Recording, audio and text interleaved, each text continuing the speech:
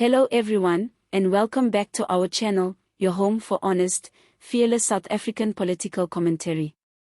If you're new here, don't forget to hit that subscribe button, tap the like icon, and sound off in the comments below. Today's topic is as explosive as it gets, and it might just be the loudest warning bell yet for the ANC's crumbling unity. At what should have been a respectful and reflective gathering to honor the life and legacy of struggle icon Andrew Mlangeni, the ANC's internal cracks once again split wide open in front of a national audience. The Andrew Mlangeni Memorial Lecture in the Free State devolved into political chaos after an ANC councillor publicly called Secretary-General Fikile Mbalula a hardcore factionalist. Yes, you heard that right. The person tasked with leading the ANC into renewal, into unity, was slammed by his own comrade as the very face of division. What went wrong at the memorial? The event was meant to be a moment of reverence, reflection, and honoring the values of the late Andrew Mlangeni, one of the last surviving Rivonia trialists. A man who stood for discipline, humility, and justice. But according to multiple attendees, what they got instead was an ideological ambush.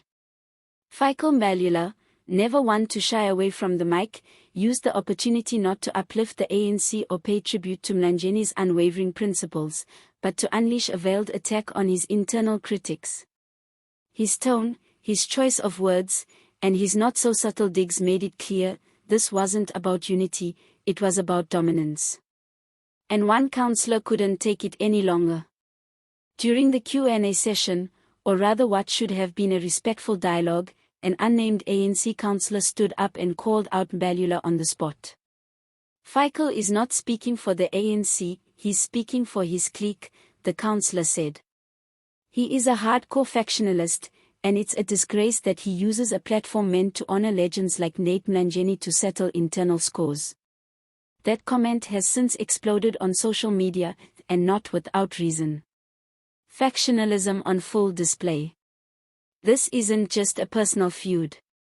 This is a mirror of the ANC's deeper illness, factionalism. Long blamed for policy paralysis, cadre deployment failures, and governance breakdowns, factionalism is the monster that the ANC leadership keeps promising to slay, while quietly feeding it behind closed doors. And what we saw at this memorial was a perfect example. A moment meant to remind South Africa of its moral roots instead turned into a battle of egos and factions. Mbalula's social media clapped back. Unsurprisingly, Mbalula didn't keep quiet. He took to X, formerly Twitter, with a response that only added fuel to the fire. Some hide behind titles to spit venom. I won't be distracted by sideshows. Our focus is on renewal and unity, whether they like it or not. The problem is, Mzansi wasn't buying it. One user fired back. Unity can't come from division, Mr. SG. Another said. Mlangeni would be turning in his grave. These aren't just online trolls. These are South Africans who are tired of the ANC speaking unity out of one side of its mouth while throwing bombs from the other. A party hanging by a thread. Make no mistake, this public fallout is just the tip of the iceberg. Behind closed doors, there's growing resentment, distrust, and outright hostility among senior ANC members. And it's spilling into council meetings, parliamentary strategy sessions, and now, even memorial lectures. When party members can't agree on how to honor their own heroes, how are they expected to lead a nation? If the ANC can't keep its house in order, what hope does it have of restoring public trust? The 2026 elections are not that far off. And already, these internal fractures are threatening to explode into full-blown implosions. Is Mbalula the problem or the solution? Now, let's talk about the man at the center of it all, Fikile Mbalula. He's a seasoned politician, no doubt. Charismatic, media-savvy, and a skilled strategist. But critics say his leadership style has become more about defending the in-group than building a unified party. Under his watch, we've seen intensified clique behavior, increasing purging of dissenting voices, and now, a trend of using public platforms to air internal grievances. He claims the ANC is on a path to renewal and unity. But can renewal really happen when criticism is silenced? Can unity be built through intimidation and deflection? Or is Mbalula's vision of unity one that only includes those who agree with him? The councillor's courage. Let's not forget the anonymous ANC councillor who had the guts to speak out.